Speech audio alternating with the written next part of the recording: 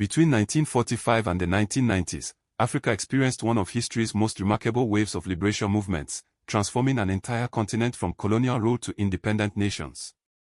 The foundations of Africa's independence were laid by intellectuals and workers who formed organizations between the world wars, from the Kikuyu Central Association to Islamic scholar groups in Algeria.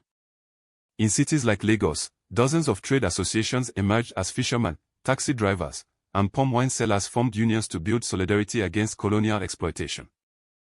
African intellectuals like Nkrumah, Senghor, and Kenyatta developed Pan-African networks while studying abroad, creating ideologies that would fuel independence movements across the continent. World War II became a crucial turning point as France alone recruited over 150,000 troops from West African colonies, giving Africans new political consciousness and military experience.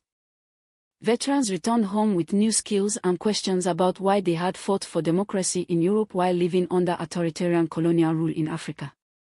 After 1945, leaders like Habib Bourguiba organized civil disobedience campaigns that sparked widespread movements and forced colonial authorities to respond with increasing repression.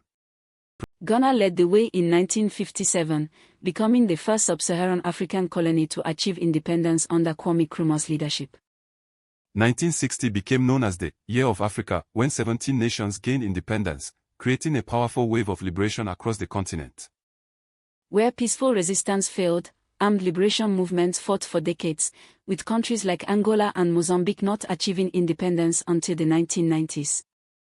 Women played crucial roles in liberation movements, from Algeria's Battle of Algiers to support networks that sustained guerrilla fighters across the continent.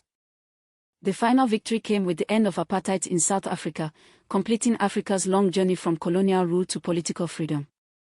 The legacy of Africa's liberation movement lives on in every democratic election, every university graduate, and every African who stands proud of their continent's achievement of political freedom. This lesson is part of the UNESCO General History of Africa Curriculum Library at Ashaware.com, where Africa's story is told by Africa.